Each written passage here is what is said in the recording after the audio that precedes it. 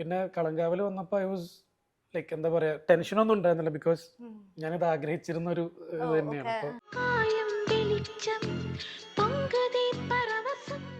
അപ്പോൾ അവർ കഥ എഴുതുമ്പോൾ അവരുടെ മൈൻഡിലുണ്ടാവും ഇതെങ്ങനെയാണ് ഒരു ക്യാരക്ടർ എങ്ങനെയാണ് അവർ മ്യൂസിക്കലി ബിൽഡ് ചെയ്യാൻ നോക്കുന്നത്. ഏറ്റവും best decision in my life.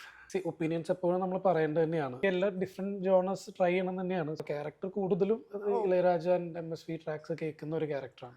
Mohanlal fans അസ്വസ്ഥരാണ്. ഞാൻ പാടുന്നത് വെള്ളൈപ്പൂക്കളായിരിക്കും.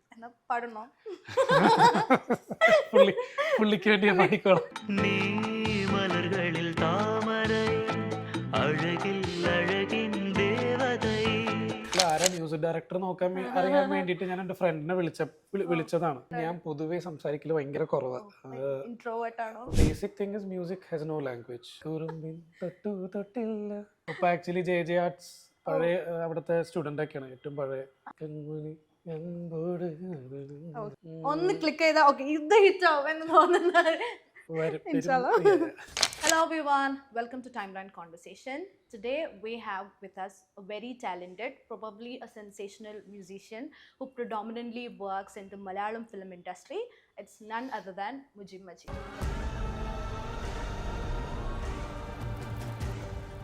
Hi. Welcome to Timeline Conversation. Thank you for having me here. So how are you doing? I'm doing great. Okay. ഇപ്പം ചത്താപ്പച്ച കഴിഞ്ഞിട്ട് നിൽക്കുകയാണ്. But I can kick off without asking questions about Kalamkaval. കാരണം the song was very trending, still trending. അപ്പോൾ ആളുകൾ പറയുന്നത് എന്താണെന്ന് വെച്ചാൽ നമുക്ക് ഇളയരാജനോട് സിമിലർ ആയിട്ടുള്ള ഒരു മ്യൂസീഷ്യനെ കിട്ടി, അദ്ദേഹത്തിൻ്റെ കോമ്പോസിഷനോട് സിമിലർ ആയിട്ടുള്ള.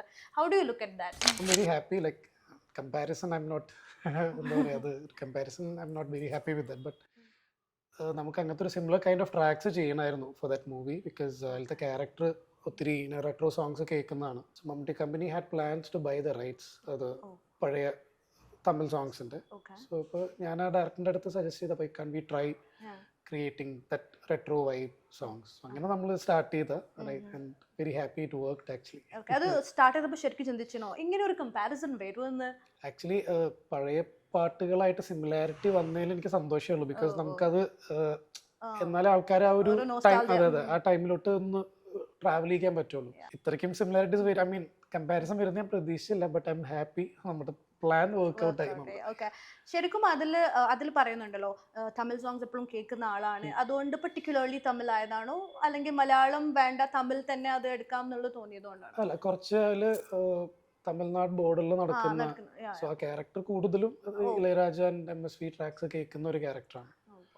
അപ്പൊ അങ്ങനെ തമിഴ് തന്നെയായിരുന്നു ആദ്യം പ്ലാൻ. നമ്മളായിട്ടും സ്ക്രിപ്റ്റ് എഴുതുമ്പോൾ തന്നെ അവർക്ക് തമിഴ് സോങ്സ് തന്നെയായിരുന്നു പ്ലാൻ.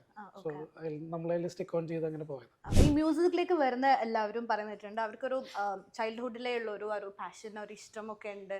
അങ്ങനെ ഞാൻ എവിടെയോ വായിച്ചു ഥാൽ എന്ന് പറയുന്ന മൂവി, അതിൽ AR റഹ്മാൻ ചെയ്ത ട്രാക്കൊക്കെ അങ്ങനെ ചെയ്യണമെന്ന് തോന്നിയിട്ടുണ്ട്. അത് ശരിക്കും എത്രത്തോളം ഇൻഫ്ലുവൻസ്ഡ് ആയിട്ട്? അങ്ങനെ ചെയ്യണമെന്നല്ല. സോ നമ്മുടെ വീട്ടിലെപ്പോഴും മ്യൂസിക് ഉണ്ടായിരുന്നു. അത് പണ്ട് മുതലേ.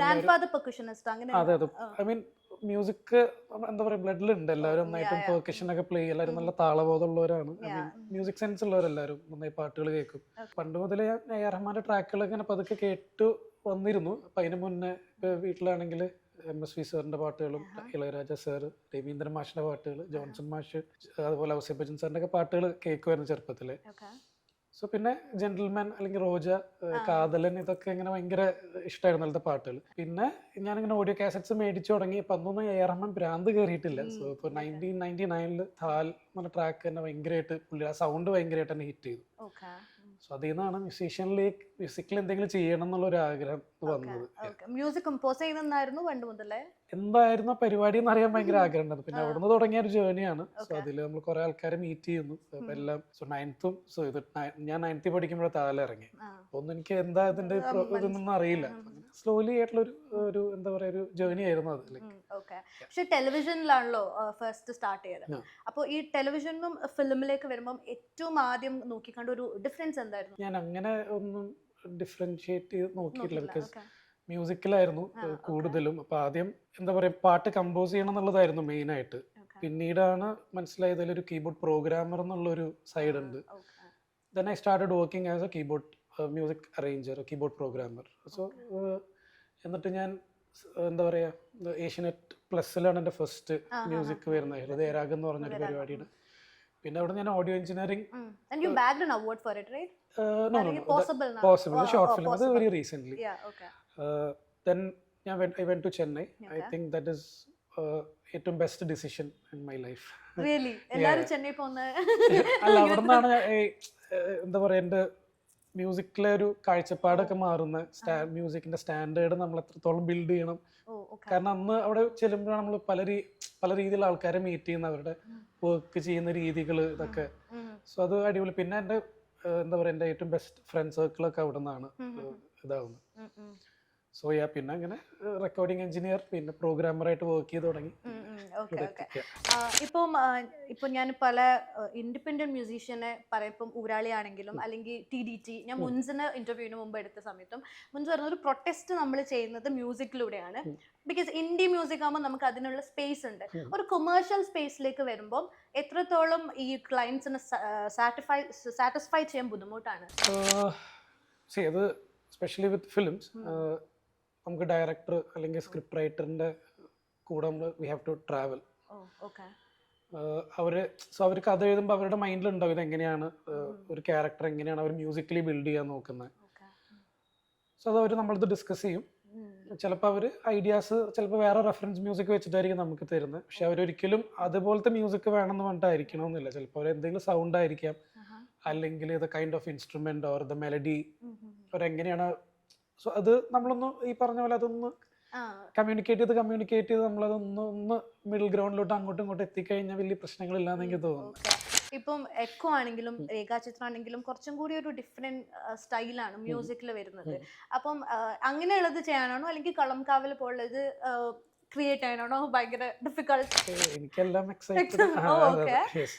ഐ മീൻ എനിക്ക് എല്ലാ ഡിഫറെന്റ് ജോണേഴ്സ് ട്രൈ ചെയ്യണം തന്നെയാണ്. സോ ഞാൻ കണ്ടിന്യൂസ്ലി കുറെ ത്രില്ലർ ജോണേഴ്സ് ആണ് ചെയ്തിരുന്നത്. പക്ഷെ ത്രില്ലർ ജോണേഴ്സ് ആണെങ്കിൽ അതിന്റെ സ്റ്റോറി ലൈൻ ഇതെല്ലാം വ്യത്യാസമുണ്ട്. പിന്നെ ഈ പറഞ്ഞ പോലെ ഇത് ഒരു ഡയറക്ടറിന്റെ ഒരു വിഷൻ ഉണ്ട്, ഞാൻ പറഞ്ഞില്ല. അപ്പൊ അതെന്താണെന്ന് മനസ്സിലാക്കി പോവുക എന്നുള്ളതാണ്.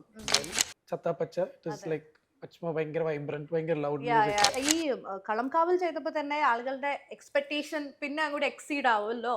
അപ്പം അങ്ങനത്തെ ഒരു ടെൻഷൻ ഉണ്ടായിരുന്നോ ചത്താപ്പച്ച ചെയ്ത സമയത്ത്? ഇല്ല, ഐ തിങ്ക് അദ്വൈതനും ഷിഹാനും എന്റെ മുകളിലൊരു ട്രസ്റ്റ് ഉണ്ട്. So that is enough. Like it was so good. ആ ഒരു ഡിഫറെന്റ് ആയിട്ട് വന്ന് പിന്നെ ഭയങ്കര ലൗഡ് ആൻഡ് വൈബ്രന്റ് ആയിട്ട് കണ്ടപ്പോൾ okay you can do everything എന്നുള്ളൊരു ഇത് ആളുകളുടെ ഇടയിൽ ഉണ്ടായിരുന്നു. അതായത് മ്യൂസീഷ്യൻ എപ്പോഴും പബ്ലിക് ഒപ്പീനിയൻ ഉണ്ടാവും. ചിലരത് അവരുടെ ആർട്ട് അല്ലെങ്കിൽ മ്യൂസിക്കിനെ പ്രൊട്ടസ്റ്റ് ആയിട്ട് എടുക്കും. അപ്പോൾ അങ്ങനെ ഒരു ഒപ്പീനിയൻ ഉണ്ടാവുകയും അത് പുറത്ത് പറയാന്നുള്ളത് ഒന്നെങ്കിൽ മ്യൂസിക്കിലൂടെ ആയിരിക്കും, അല്ലെങ്കിൽ അങ്ങനെ പറയുന്നത് നിർബന്ധമാണെന്ന് തോന്നിയിട്ടുണ്ട്. ബിക്കോസ് ചിലവരങ്ങനെ ഔട്ട് സ്പോക്കൺ അല്ല, അല്ലെങ്കിൽ ഇന്ന വിഷയത്തെക്കുറിച്ച് സംസാരിക്കില്ല. What you think? ആർട്ടൊന്നും ഡിഫറൻസ് ഉണ്ടോ? ഞാൻ പൊതുവേ സംസാരിക്കല് ഭയങ്കര കുറവാണ്. ഇൻട്രോവേർട്ട് ആണോ? ഭയങ്കര ഐ മീൻ ഈ പറഞ്ഞ പോലെ അത്രയും കംഫർട്ടിൽ മാത്രമേ ഞാൻ സംസാരിക്കാറുള്ളൂ.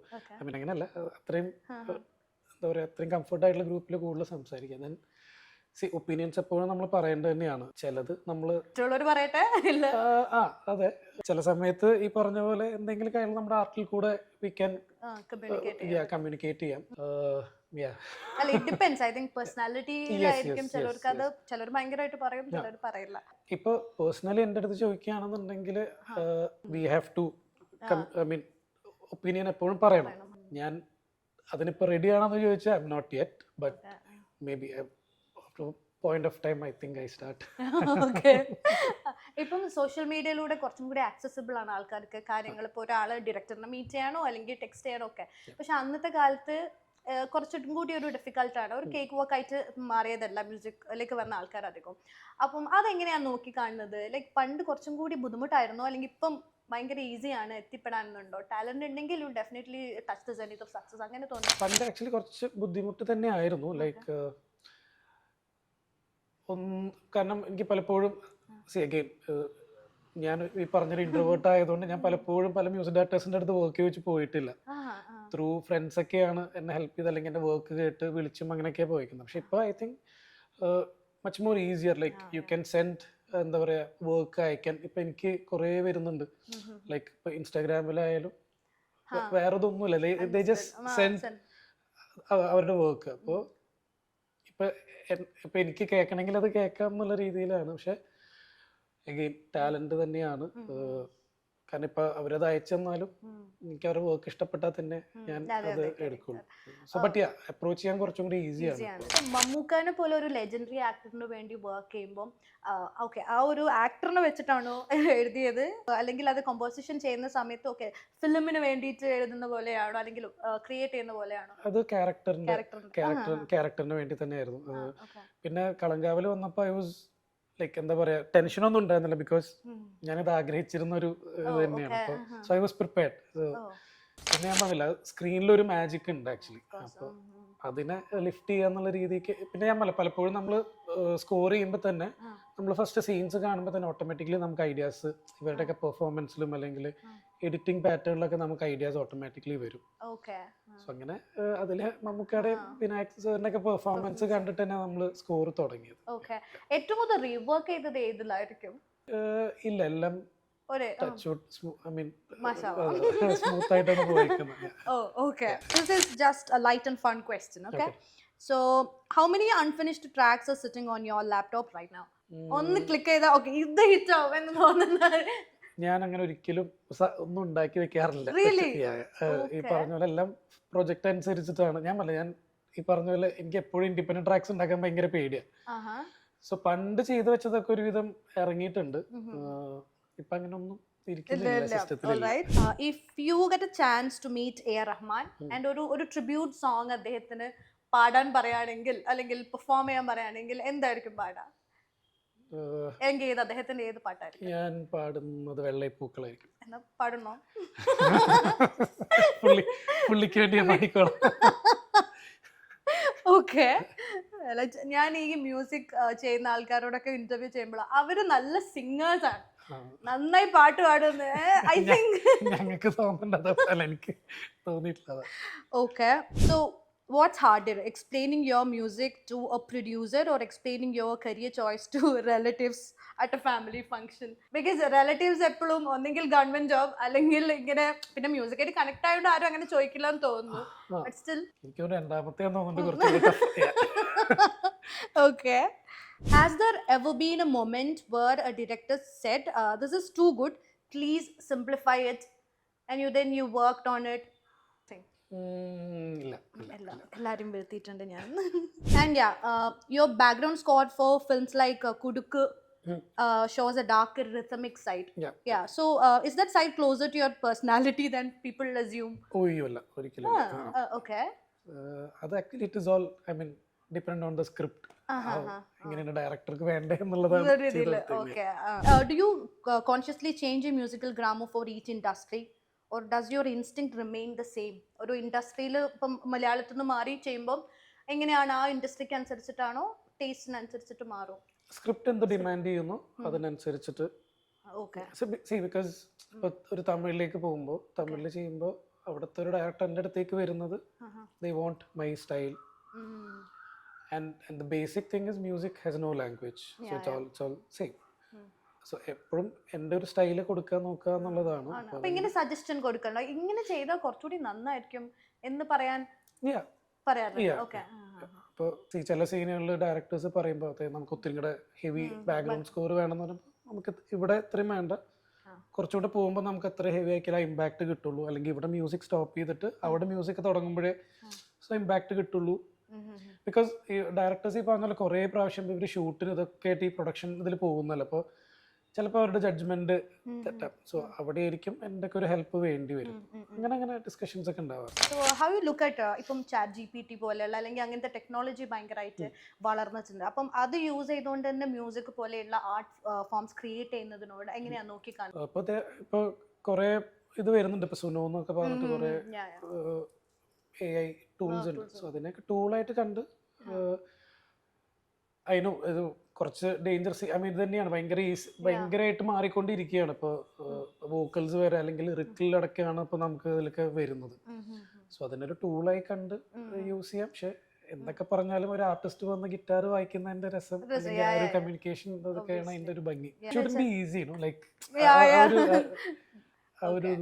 കൺസിസ്റ്റൻസി ഉണ്ടാവുള്ളൂ അങ്ങനത്തെ കാര്യങ്ങൾക്ക്. ഐ ഗസ് കുറച്ചുകൂടെ അപ്പോൾ ഇപ്പൊ പണ്ടാണെങ്കിൽ ഒരു പാട്ട് കേട്ടുകഴിഞ്ഞാൽ നമ്മൾ അതിൽ അഭിനയിക്കുന്ന ആൾക്കാരായിരിക്കും കൂടുതലും മനസ്സിൽ സ്റ്റക്ക് ആവാം. പക്ഷെ ഇപ്പൊ അങ്ങനെയല്ല, ഒരു പാട്ട് കേട്ട് കഴിഞ്ഞാൽ ആൾക്കാർ സെർച്ച് ചെയ്യും അത് ആരാണ് എഴുതിയത്, ആരാണ് കമ്പോസ് ചെയ്തത്.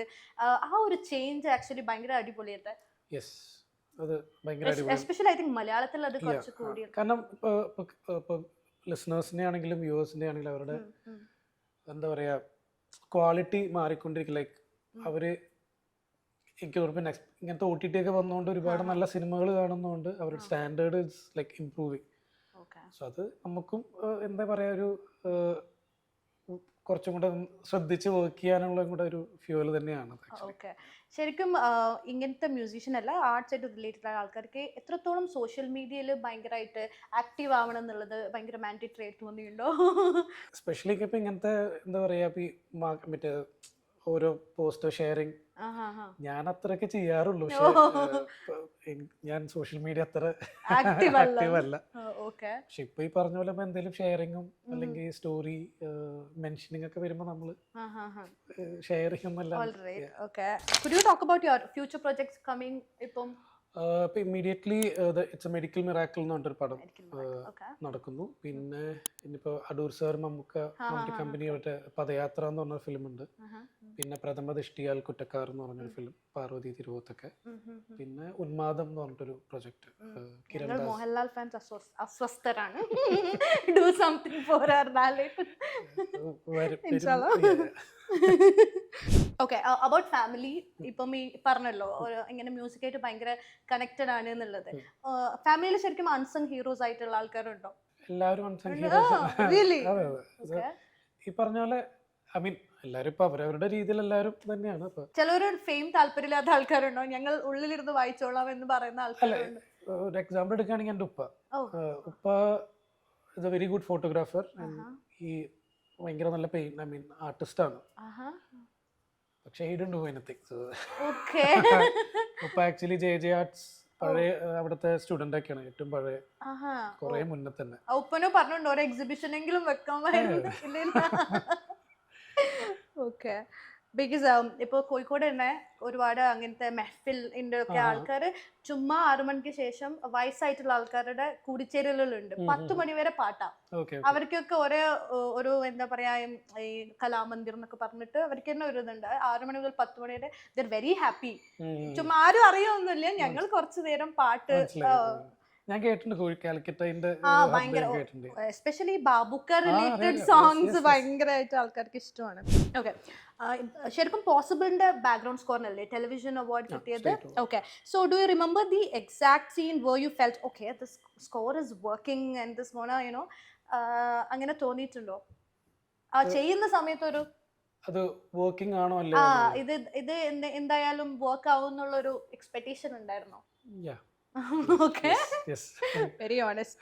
And what about തിങ്കളാഴ്ച നിശ്ചയം? Okay, തിങ്കളാഴ്ച നിശ്ചയം അതാണ് ഞാൻ സെനാഗ്രേറ്റ് ചെയ്ത ബ്രേക്ക് ത്രൂ ആയി. അതെ. സോ ആഫ്റ്റർ മന്ദാരം എനിക്ക് തോന്നുന്നു 2 years ഗ്യാപ്പിലാണ് ഞാൻ തിങ്കളാഴ്ച നിശ്ചയം ചെയ്യുന്നത്.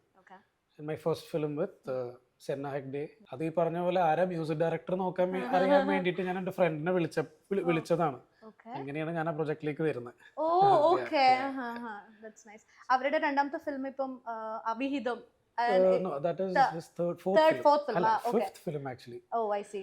Senada first film oru Kannada padayirunnu. I see. Second film was Tingalazha Nishchayam. Third was 1744 White Alto. So adile njan thanne music edha. Then Padmini. ഈ ഹൃദയരാഗത്തിന്റെ ടൈറ്റിൽ ട്രാക്ക് ചെയ്ത സമയത്ത് ഒരു എങ്ങനെയാണ് ആ സെൻസ് ഓഫ് മ്യൂസിക്കിനെ ഷേപ്പ് ചെയ്തത്? മെലഡി ഇൻഡസ്ട്രിയിൽ അത് അതിലേക്ക് വരുന്നത് ആശാജി മേനോൻ ത്രൂ ആണ്, എൻ്റെ ഫ്രണ്ട് സിംഗർ. അപ്പോൾ ആശാന ഇത് ആങ്കർ ചെയ്തൊക്കെ ഷോ ആങ്കർ ചെയ്തൊക്കെ. അപ്പൊ അങ്ങനെയാണ് നമ്മള് ചെറുപ്പം വരെയുള്ള ഫ്രണ്ട്സാണ്. അപ്പൊ അവള് പറഞ്ഞിട്ടാണ് ആക്ച്വലി ചെയ്യുന്നത്. അതിന്റെ ഒരു മെലഡി പരിപാടി എങ്ങനെയാന്ന് ചോദിച്ചാൽ എനിക്കൊരു ഐഡിയ ഇല്ല, കുറെ മുന്നേ ചെയ്ത. പക്ഷേ അത് അന്ന് കുറച്ചിങ്ങനെ എല്ലാവരും അതിനെ കുറിച്ചൊക്കെ പറയുമായിരുന്നു. ഫോൺ ലൂപ്പിൽ കേൾക്കുന്ന മ്യൂസിക്കിനെ കുറിച്ച് ചോദിക്കുകയാണെങ്കിൽ മെലഡി ആണോ അല്ലെങ്കിൽ കൂടുതൽ പ്രിഫറൻസ് കൊടുക്കുന്നത്? ഇപ്പൊ സത്യം പറഞ്ഞ പാട്ട് കേൾക്കല് ഭയങ്കര കുറവാണ്. സെയിം ആൻസർ മാൻ, എവരിവൺ. ഞാൻ ഏതൊക്കെ മ്യൂസിക്കിന്റെ ആൾക്കാർ റിലേറ്റ് ചോദിച്ചു അവർ ഞാൻ പാട്ട് അധികം കേൾക്കാൻ. കാരണം നമ്മൾ കണ്ടിന്യൂസ് ആയിട്ട് വർക്ക് ചെയ്തോണ്ടിരിക്കല്ലേ പാട്ട്. ഓക്കെ, അപ്പൊ അതിൽ നിന്നാണ് ഒന്നൊരു ബ്രേക്ക് എടുത്തേക്ക്. ഐ തോട്ട് ഈവൻ നിങ്ങൾ സങ്കടമൊന്നും എല്ലാം വന്നാൽ പാട്ട് കേട്ടോണ്ടിരിക്കുക. ഇല്ല. Okay okay. അപ്പം ഞാൻ നേരത്തെ പറഞ്ഞല്ലോ ഈ കുറെ ആൾക്കാർ പ്രൊട്ടസ്റ്റ് ചെയ്യുന്നത് തന്നെ മ്യൂസിക്കിലൂടെയാണ് എന്നുള്ളത്. അപ്പോൾ do you believe music can be A form of quite resistance? അപ്പോൾ എനിക്ക് തോന്നുന്നു അങ്ങനത്തെ ആൾക്കാർക്ക് കുറച്ചും കൂടി സ്പേസ് കിട്ടേണ്ട ആവശ്യമുണ്ടെന്ന് തോന്നുന്നു. ബിക്കോസ് കൊമേഴ്ഷ്യൽ സ്പേസിലേക്ക് വരുമ്പോൾ ഇപ്പോൾ ഈ അടുത്തിന് നൂറാളീൻ്റെ ഫൗണ്ടറെ കണ്ടപ്പോൾ പറഞ്ഞതെന്ന് വെച്ചാൽ ഞങ്ങൾ വായനശാലകളിലൊക്കെ പോയിട്ടാണ് ഇങ്ങനെ മ്യൂസിക് പെർഫോം ചെയ്യുന്നത്. ബിക്കോസ് കുറച്ചുകൂടി വൈഡ് ഓഡിയൻസിന് കൊമേഴ്ഷ്യൽ മ്യൂസിക്കിനോടാണ് താല്പര്യം, അല്ലെങ്കിൽ ഇങ്ങനത്തെ ഫിലിം കൈൻഡ് ഓഫ് താല്പര്യം എന്നുള്ളത്. So how do you look at that? It depends, ഇൻട്രസ്റ്റിനനുസരിച്ച് ഡിപ്പെൻഡ് ആവുമ്പോൾ. എനിക്ക് സത്യം പറഞ്ഞപ്പോൾ അതിനെ കുറിച്ച് ഒരു ആൻസർ പറയാൻ സത്യം പറഞ്ഞാൽ എനിക്ക് അറിയില്ല. ഓക്കെ, ചിലപ്പോ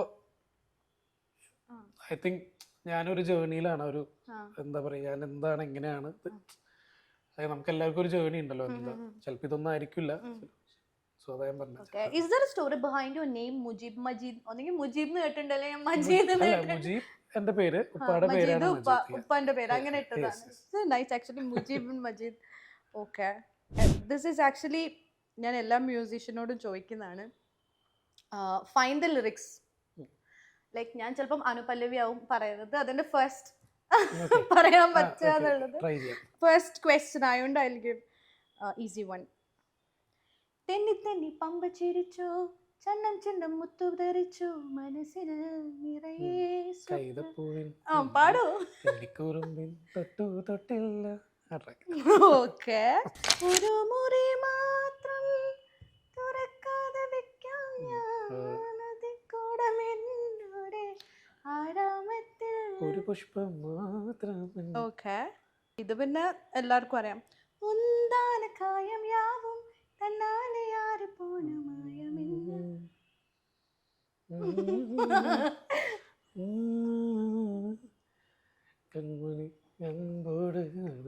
ഓക്കെ, ഞാൻ അധികം ബുദ്ധിമുട്ടിക്കുന്നില്ല. കുറെ questions. Thank you so much for your invaluable time and I wish you all the best. Thank you. Thank you.